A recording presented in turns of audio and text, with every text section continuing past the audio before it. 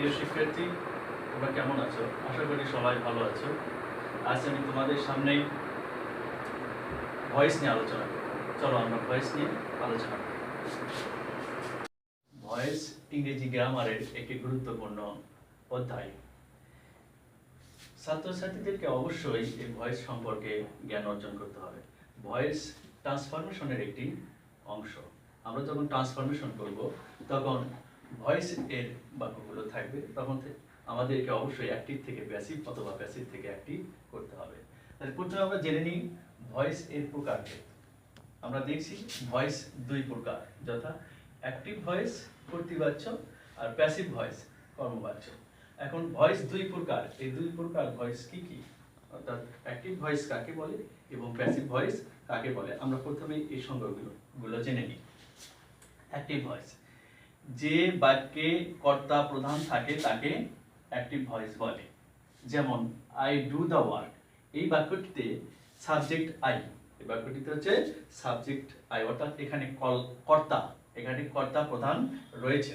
আর দুই number passive voice, যে বাক্যে কর্ম প্রধান থাকে তাকে প্যাসিভ ভয়েস বলে। যেমন the work is done by me, এই বাক্যে সাবজেক্ট আছে ওয়ার্ক, অর্থাৎ এটা অবজেক্ট ছিল, প্যাসিভ ভয়েসের কারণে এখানে সাবজেক্ট হিসাবে এসেছে, এটা কর্ম, এই বাক্যটিতে কর্ম প্রধান হয়েছে।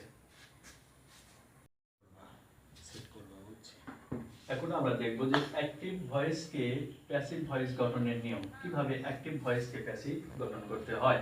এখন প্রিয় শিক্ষার্থীরা, তোমরা লক্ষ্য রাখো যে প্রথম আমরা রুল লিখেছি, রুল এক রুলে A B C D E, এই চারটা পাঁচটা রুল আমরা ভালোভাবে একটু মনে রাখবো যে ভয়েস পরিবর্তন করতে হলে অবশ্যই এই নিয়মগুলো জানতে হবে, এগুলো খেয়াল রাখতে হবে, তাছাড়া ভয়েস পরিবর্তন করা যাবে না। প্রথমে কি করতে হবে, অ্যাক্টিভ ভয়েসকে প্যাসিভ ভয়েস গঠন করার সময় প্রথমে অ্যাক্টিভ ভয়েস এর অবজেক্টিভ প্যাসিভ ভয়েস এর সাবজেক্ট হয়ে যায়, অর্থাৎ অ্যাক্টিভ ভয়েস থেকে যখন আমরা প্যাসিভ করব তখন অ্যাক্টিভ ভয়েসের যেটা অবজেক্ট আছে সেটাকে প্যাসিভ ভয়েস গঠনের সময় সাবজেক্ট বানাতে হবে।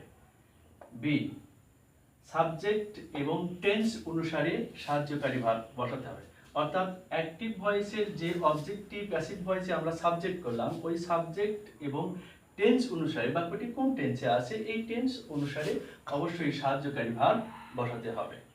এরপরে সি, মেইন ভার্ব, অর্থাৎ মূল ভার্ব এর পাস্ট পার্টিসিপল হবে। যখন আমরা অ্যাক্টিভ ভয়েসকে প্যাসিভ করব, তখন অবশ্যই প্যাসিভ করার সময় অ্যাক্টিভ ভয়েসের মূল ভার্বকে প্যাসিভ ভয়েসে পাস্ট পার্টিসিপল করতে হবে। তারপরে ডি নাম্বার, এরপর প্রিপজিশন বাই, অ্যাট, টু বা উইথ বসাতে হবে। তবে এখানে প্রিপজিশন সাধারণত বাই বেশি ব্যবহার করা হয়, কিছু কিছু ভার্বের সাথে অ্যাট, টু বা উইথ বসাতে হয়।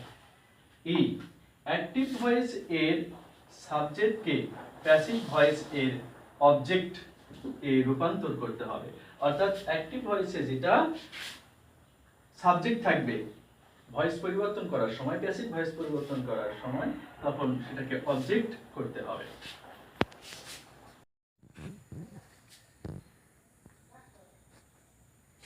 আমরা প্রথমে ইনডিফিনিট টেন্স এর ভয়েস চেঞ্জ করব, অর্থাৎ ইনডিফিনিট টেন্স বলতে আমরা বুঝি যে present indefinite, past indefinite, future indefinite. আমরা এই প্রথম তিনটা ইনডিফিনিট টেন্স এর ভয়েস চেঞ্জ করব, অর্থাৎ অ্যাক্টিভ ভয়েস থেকে আমরা প্যাসিভ করব। তার আগে আমাদেরকে দেখতে হবে যে অ্যাক্টিভ ভয়েস আমরা কিভাবে চিনব, এই বাক্যটি অ্যাক্টিভ ভয়েস কিভাবে চিনব, এটা প্যাসিভ ভয়েস, অর্থাৎ অ্যাক্টিভ ভয়েসে কি থাকবে আর প্যাসিভ ভয়েসে কি থাকবে। যদি আমরা প্রেজেন্ট ইনডিফিনিট টেন্সের অ্যাক্টিভ ভয়েসের দিকে তাকাই তাহলে আমরা দেখব যে মূল ভার্বের প্রেজেন্ট ফর্ম থাকবে, আমরা মূল ভার্ব দেখেই বাক্যগুলো চিনব। আর পাস্ট ইনডিফিনিট টেন্সের অ্যাক্টিভ ভয়েসের মূল ভার্বে থাকবে পাস্ট ফর্ম, আর ফিউচার ইনডিফিনিট টেন্সের অ্যাক্টিভ ভয়েসে থাকবে শ্যাল, উইল, মূল ভার্বের প্রেজেন্ট ফর্ম। আর প্যাসিভ ভয়েসে থাকবে কি, প্যাসিভ ভয়েসে থাকবে প্রেজেন্ট ইনডিফিনিট টেন্সের প্যাসিভ ভয়েসের সাহায্যকারী ভার্ব থাকবে এম, ইজ, আর প্লাস ভার্ব 3। আর পাস্ট ইনডিফিনিট টেন্সের সাহায্যকারী ভার্ব হবে ওয়াজ, ওয়্যার, ভার্ব 3। আর ফিউচার ইনডিফিনিট টেন্সের হবে shall be, will be, verb 3। এখানে ভার্ব 3 বলতে আমরা ভার্বের পাস্ট পার্টিসিপল কে বুঝবো, অর্থাৎ ভার্ব 1 বলতে আমরা বুঝবো হচ্ছে ভার্ব এর প্রেজেন্ট ফর্ম, আর ভার্ব টু বলতে বুঝবো যে ভার্ব এর পাস্ট ফর্ম, আর ভার্ব থ্রি বলতে বুঝবো যে ভার্ব এর পাস্ট পার্টিসিপল। এখন আমরা দেখব ভয়েস, প্যাসিভ ভয়েস এর স্ট্রাকচার। প্যাসিভ ভয়েস এর স্ট্রাকচার, কিভাবে প্যাসিভ ভয়েস গঠন করতে হয়। আমরা প্রেজেন্ট ইনডিফিনিটে দেখব। এক নাম্বার, প্রেজেন্ট ইনডিফিনিট এর প্যাসিভ ভয়েস হচ্ছে আগে প্রথমে অবজেক্টকে করতে হবে সাবজেক্ট, তারপরে সাহায্যকারী ভার্ব হচ্ছে এম, ইজ, আর, এর যে কোনো একটি, এরপরে করতে হবে মূল ভার্ব থ্রি অর্থাৎ ভার্বের পাস্ট পার্টিসিপল, এরপরে বাই, এরপরে সাবজেক্টকে করতে হবে অবজেক্ট, সাবজেক্টকে অবজেক্ট করতে হবে। আমরা যদি উদাহরণ নিই তাহলে দেখা যাবে অ্যাক্টিভ এর বাক্য থাকবে হচ্ছে আই ডু দা ওয়ার্ক। এখানে বাক্যটি সাবজেক্ট হচ্ছে আই আর অবজেক্ট হচ্ছে দা ওয়ার্ক, মূল ভার্ব হচ্ছে ডু। অর্থাৎ এখানে এই অ্যাক্টিভ ভয়েসকে যদি আমরা প্যাসিভ ভয়েস করি তাহলে প্রথমে আমাদেরকে কি করতে হবে, আগে অবজেক্টকে সাবজেক্ট বানাতে হবে। তাহলে আমরা অবজেক্টকে সাবজেক্ট বানাই ওয়ার্ক। এটা এক বচন হওয়ার কারণে ইজ, এক বচনের সাথে ইজ, আই এর সাথে এম, আর বহু বচনের সাথে বলবে আর। তাহলে ইজ, এরপরে মূল ভার্ব, এখানে মূল ভার্ব হচ্ছে ডু, ডু এর থ্রি অর্থাৎ ভার্বের পাস্ট পার্টিসিপল করলে হবে ডান, তারপরে প্রিপজিশন বাই, এরপরে আমরা সাবজেক্ট দিচ্ছি এখানে আই, এই সাবজেক্টকে করতে হবে অবজেক্ট মি। এরপরে যদি আমরা পাস্ট ইনডিফিনিট করি তাহলে হবে কি, পাস্ট ইনডিফিনিট টেন্সের স্ট্রাকচার হচ্ছে পাস্ট ইনডিফিনিট। পাস্ট ইনডিফিনিট আগে করতে হবে অবজেক্টকে সাবজেক্ট, তারপরে সাহায্যকারী ভার্ব নিতে হবে ওয়াজ বা ওয়ার, এর যে কোনো একটি, মূল ভার্ব হবে থ্রি অর্থাৎ ভার্বের পাস্ট পার্টিসিপল, এরপরে বাই, তারপরে সাবজেক্টকে করতে হবে অবজেক্ট। অর্থাৎ যদি আমরা এখন উদাহরণ নিই তাহলে উদাহরণে হবে অ্যাক্টিভে থাকবে আই অ্যাট রাইস, আর প্যাসিভ করতে হবে এইভাবে, প্যাসিভ করতে হবে কি, আগে এই বাক্যের অবজেক্ট হচ্ছে রাইস আর অ্যাট হচ্ছে মূল ভার্বের পাস্ট ফর্ম, অর্থাৎ এখানে ভার্ব টু আছে, মূল ভার্বের পাস্ট ফর্ম, আর সাবজেক্ট হচ্ছে আই।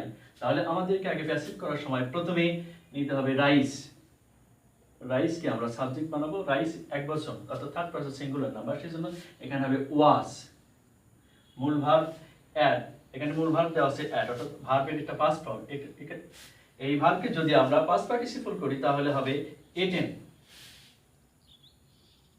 এটেন, এরপরে প্রিপজিশন বসাতে হবে বাই। এখন আমরা সাবজেক্টে যদি অবজেক্ট করি তাহলে সাবজেক্ট হচ্ছে আই, এখানে অবজেক্ট হবে মি। এরপর ফিউচার ইনডিফিনিট, 3 নাম্বার ফিউচার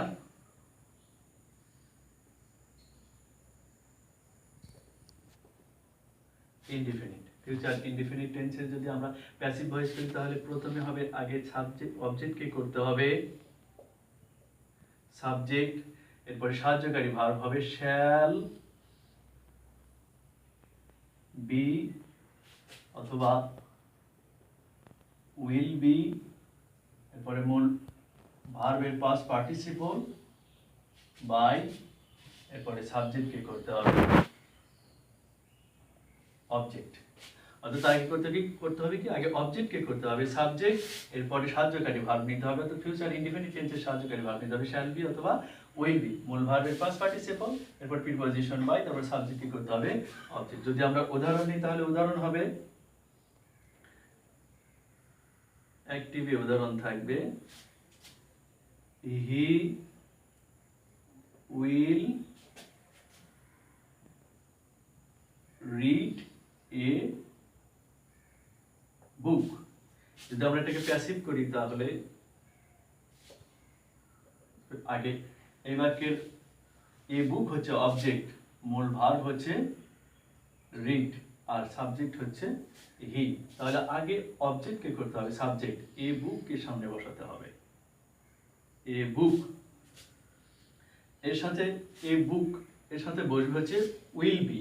শুধু এখানে যদি মি অবজেক্ট থাকে, মি অবজেক্টকে যখন আমরা আই সাবজেক্ট হিসাবে নিব তখন আমরা শ্যাল বি ব্যবহার করব। কিন্তু এটার পরিবর্তে অর্থাৎ যদি থার্ড পারসন সিঙ্গুলার বা সেকেন্ড পারসন যদি হয় তাহলে তার সাথে আমরা কি নিব, এখানে এই অবজেক্ট এর সাথে নেব উইল বি।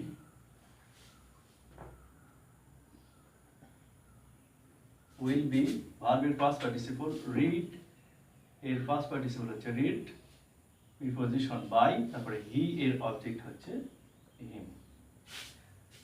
তো ঠিক আছে বন্ধুরা, আজকে এই ক্লাস না হলো, বাকি অংশ পরবর্তী ক্লাসে দেওয়া হবে। তোমরা পরবর্তী ক্লাস দেখার জন্য তোমাদেরকে অনুরোধ করা হলো।